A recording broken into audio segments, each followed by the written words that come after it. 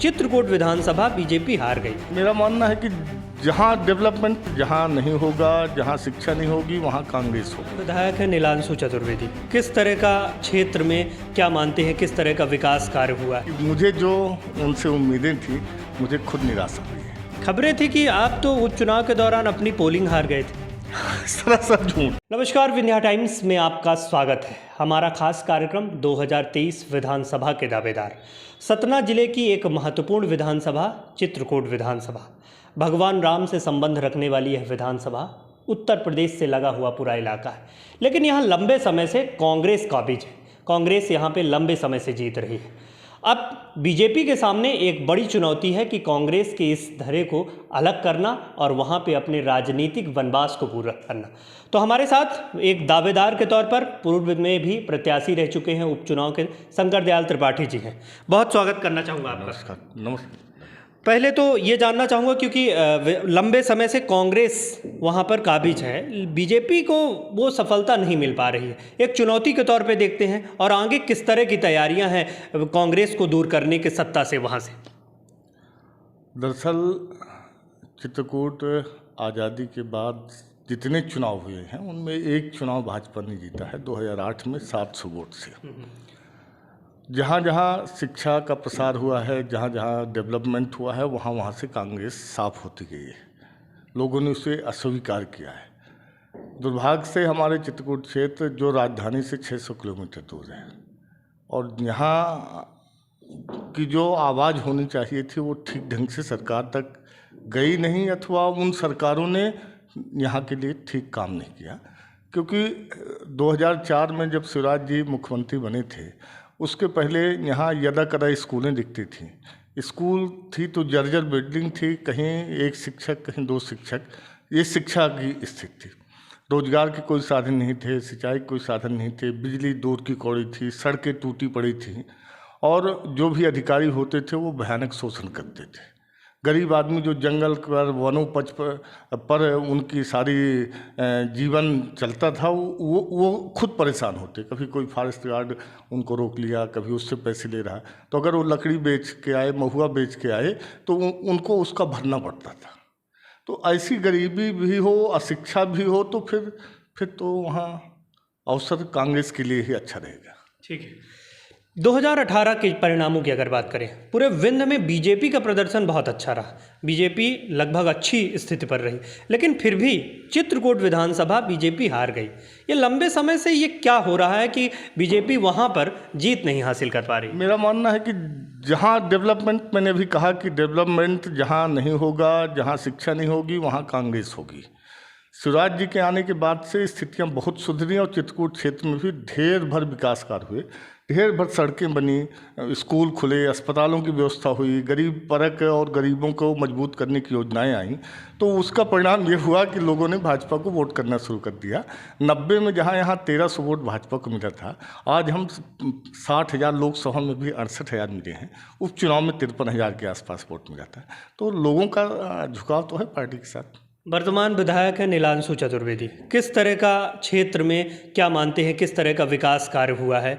और जिस तरह कहा जाता है कि क्षेत्र में एक्टिव हैं, तो क्या विकास कार्यों में किस तरह दिखता है? जिस दिन मेरे उपचुनाव का परिणाम खुल रहा था और वहाँ मीडिया के मित्र थे, उन्होंने मुझे और उन्हें बगल में खड़ा किया, दोनों से पूछा आपका लक्ष्य क्या है। उन्होंने बताया कि चित्रकूट का विकास करना। मुझसे पूछा, मैंने कहा मेरा भी चित्रकूट का विकास करना ही है। बोले अब तो आप चुनाव हार गए, कैसे होगा? मैंने कहा कि मुझे खुशी है कि जो विधायक बने यहाँ के वो पढ़े लिखे हैं, युवा हैं, निश्चित रूप से उनकी सोच अच्छी होगी और वो चित्रकूट के लिए अपनी जान लगा देंगे। और मैं इनका भाई बन के इनके साथ चित्रकूट के डेवलपमेंट के हर काम में इनसे कदम ताल बना के काम करूँगा। हम भूल जाएंगे कि कोई हमारा विरोधी दल है, लोकहित में हम एक साथ खड़े रहेंगे। मैं व्यक्तिगत नीलांशु जी नहीं कहूँगा, चित्रकूट के विधायक को कहूँगा कि मुझे जो उनसे उम्मीदें थी, मुझे खुद निराशा हुई है। वो इससे बेहतर कर सकते थे और चित्रकूट की आवाज़ को मजबूती से सदन के पर रखते। और सरकार चूंकि संवेदनशील है और चित्रकूट के लिए और ज़्यादा संवेदनशील है, तो सरकार वहाँ और जो बचे खुचे काम होते उसके लिए सहयोग करती। हम लोगों ने भी कहा है, और 227 करोड़ का एक डैम अभी जिसका टेंडर भी हो गया है, शिवराज जी ने चित्रकूट को एक बहुत बड़ा उपहार दिया इस सरकार ने। और बरौंधा जो हमारे क्षेत्र में पीने के पानी पर जनपद में कई करोड़ रुपए खर्च होते थे हर साल, और तब भी पानी की समस्या दूर नहीं होती थी। 500-600 फीट पर ट्यूबवेल में पानी निकलता है, हैंडपम्प में निकलता है, और 90% हैंड सूख जाते हैं।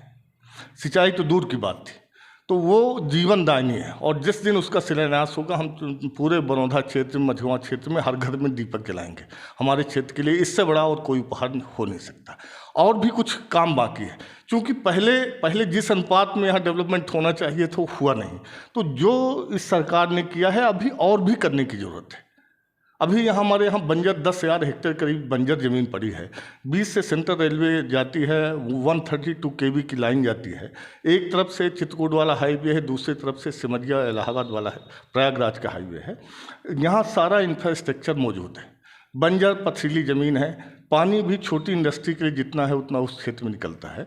और शिवराज जी के भी दिमाग में वह इंडस्ट्रियल एरिया है। उपचुनाव के समय जब हेलीकॉप्टर में बैठे किटाहा की सभा में गए थे, उन्होंने देखा, उन्होंने कहा इसको हम बनाएंगे।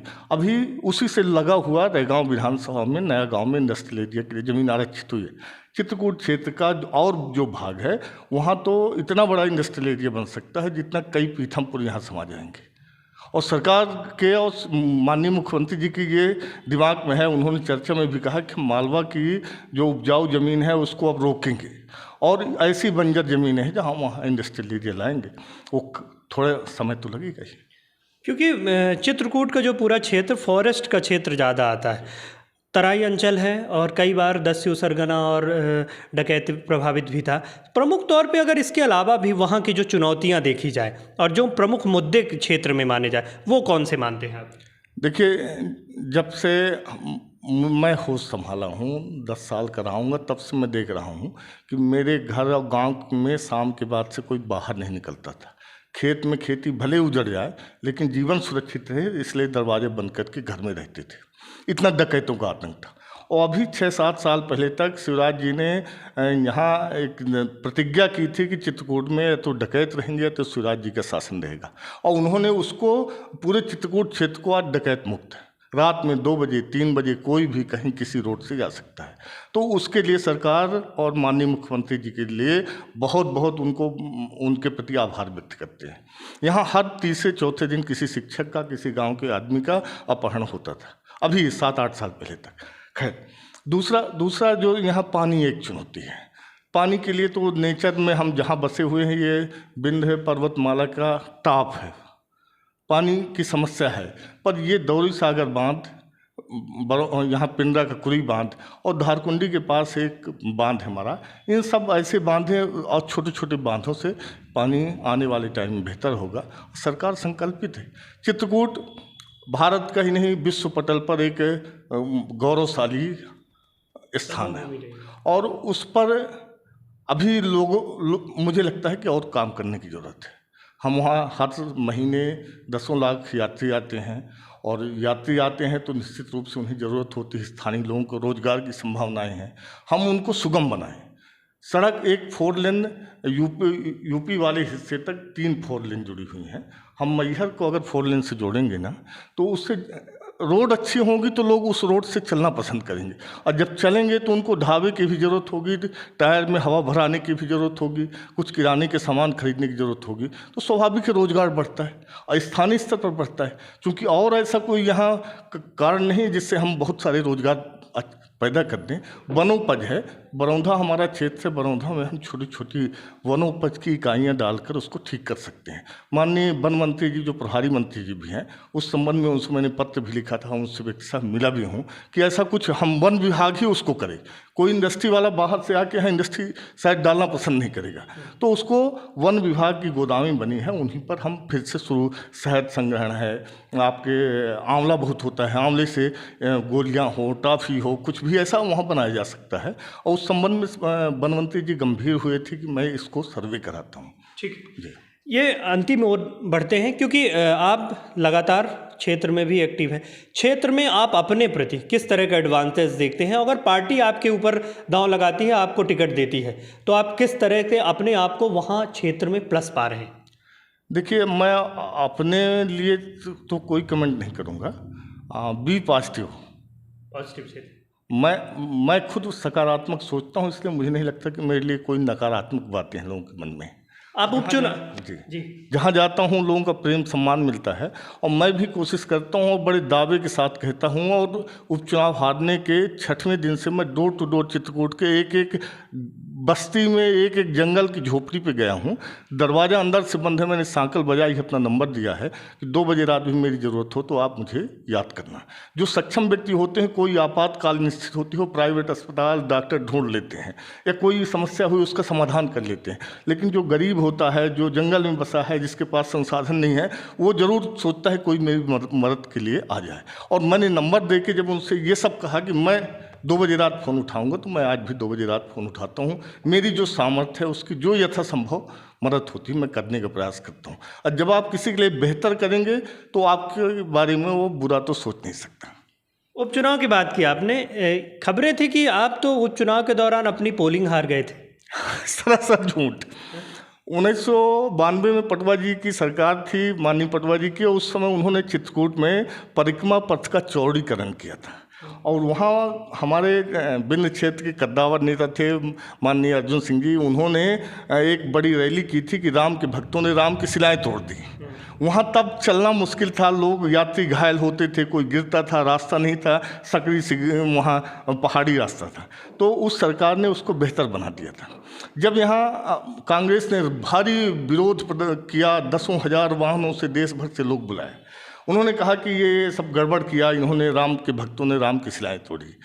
लोगों ने पूछा कि भैया ये तो इतना अच्छा काम किया, लोग खुश हैं, यात्री खुश हैं, और उसका वो डेवलपमेंट दिखता है। तो उन्होंने कहा जिन्होंने देखा है उन्होंने देखा ना, लेकिन देश के 100 करोड़ लोगों ने नहीं देखा ना। मतलब एक र्यूमर, मेरा गांव में मुझे 468-70 वोट मुझे मिले थे आसपास, इसके 100 कुछ वोट कांग्रेस को मिले था।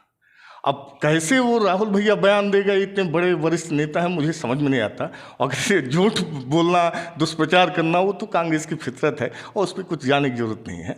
53,000 लोगों ने, लगभग चित्रकूट के लोगों ने मुझ पर भरोसा जताया, भाजपा पर भरोसा जताया, और हम उनके लिए कटिबद्ध हैं। और ये भी कहता हूँ, पार्टी को उचित लगे, शंकर दयाल चुनाव जीत सकते हो, तुम लड़ो, तो मैं रेडी हूँ। पार्टी को लगता है नहीं तुम इस बार नहीं फला, तो बिल्कुल सही, पार्टी ने मुझे विधायक बनाया, मैं नहीं बना, मेरा भाग जाने।